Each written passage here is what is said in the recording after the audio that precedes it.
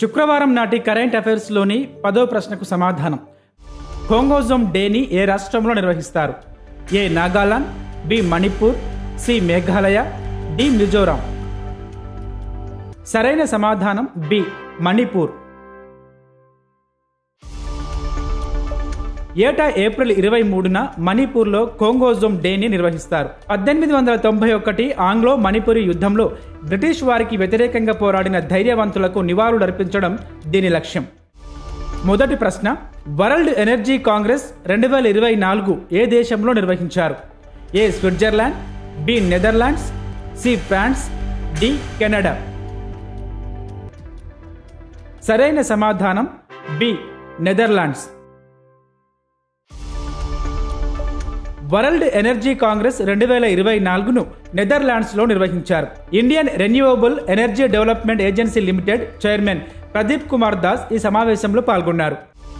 రెండవ ప్రశ్న, G7 summit 2024కు ఆతిథ్యం ఇవ్వనున్న దేశం ఏది? A China, B India, C Italy, D France. సరైన సమాధానం సి ఇటలీ. జూన్ 13 నుంచి 15 వరకు ఇటలీలో 50వ G7 సమ్మిట్ జరగనుంది. Canada, France, Germany, Italy, Japan, Britain, America G7లో సభ్య దేశాలుగా ఉన్నాయి.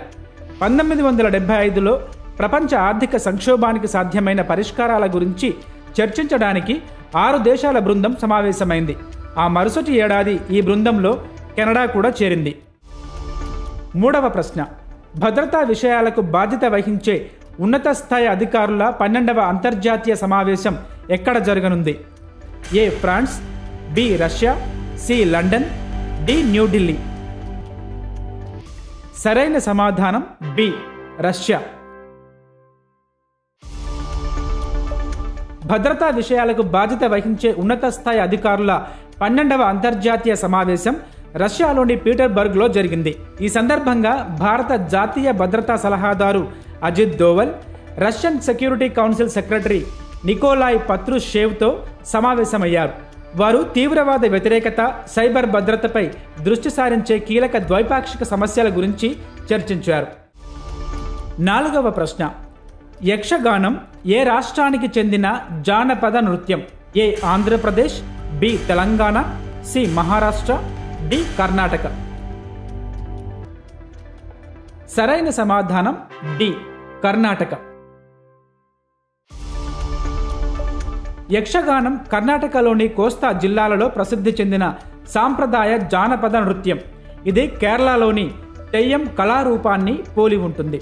యక్షగాన ప్రదర్శన సాయంత్రం ప్రారంభమై కథను బట్టి ఉదయం దాకా సాగుతుంది. ఒక్కో బృందంలో 10 మంది వరకు కళాకారులు ఉంటారు. ఐదవ ప్రశ్న, ఇండియన్ హిస్టారికల్ రికార్డ్స్ కమిషన్ ఏ మంత్రిత్వ శాఖ కింద పనిచేస్తుంది? ఏ హోం మంత్రిత్వ శాఖ, బి సైన్స్ అండ్ టెక్నాలజీ మంత్రిత్వ శాఖ, సి సాంస్కృతిక మంత్రిత్వ శాఖ, డి గనుల మంత్రిత్వ శాఖ. సరైన సమాధానం సాంస్కృతిక మంత్రిత్వ శాఖ. కేంద్ర సాంస్కృతిక మంత్రిత్వ శాఖ ఆధ్వర్యంలో పనిచేస్తున్న ఇండియన్ హిస్టారికల్ రికార్డ్స్ కమిషన్ కొత్త లోగోను విడుదల చేసింది.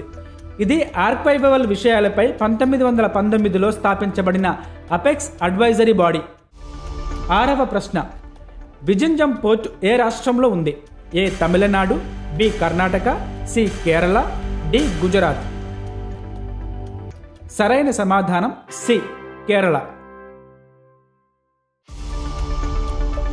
కేరళలోని విజింజం పోర్టు భారతదేశ తొలి ట్రాన్స్షిప్మెంట్ పోర్టుగా పనిచేయడానికి ప్రభుత్వం నుంచి అనుమతి పొందింది. ప్రస్తుతం భారతదేశ ట్రాన్స్షిప్మెంట్ కార్గోలో ఎక్కువ భాగం కొలంబో, సింగపూర్ వంటి దేశాల్లో ఉన్న ఓడరేవుల ద్వారా నిర్వహిస్తున్నారు. ఏడవ ప్రశ్న, ఉక్రెయిన్కు సైనిక సహాయం అందించేందుకు విదేశీ సహాయ బిల్లును ఆమోదించిన దేశం ఏది? ఏ భారతదేశం, B Iran, C UK, D USA. సరైన సమాధానం డి యుఎస్ఏ. ఉక్రెయిన్కు సైనిక సహాయం అందించేందుకు యుఎస్ఏ విదేశీ సహాయ బిల్లును ఆమోదించింది. అందులో భాగంగా అధ్యక్షుడు జో బైడెన్ $95 బిలియన్ సైనిక సహాయ ప్యాకేజీపై సంతకం చేశారు.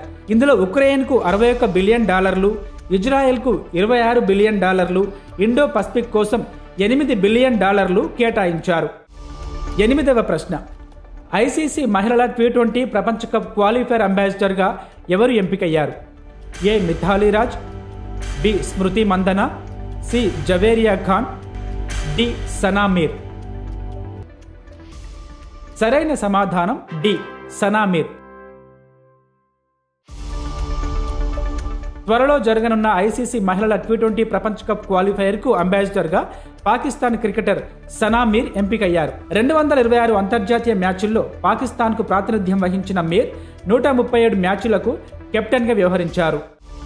9వ ప్రశ్న, Wrestling Federation of India Athletes Commission చైర్మన్గా ఎవరు ఎన్నికయ్యారు?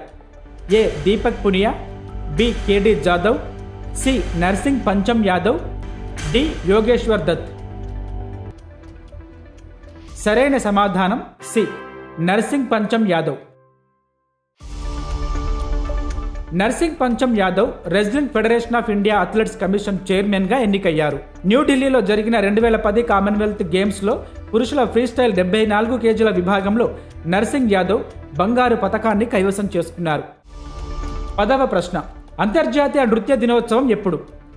ఏ April 27, B April 28, C April 29, D April 30. మీ పరీక్షలకు ఉపయోగపడే కరెంట్ అఫైర్స్ను ప్రతిరోజు సాయంత్రం 7 గంటలకు మీకు అందిస్తుంది వేటు న్యూస్ యాప్. సో ఇప్పుడే ఇన్స్టాల్ చేసుకోండి వేటు న్యూస్.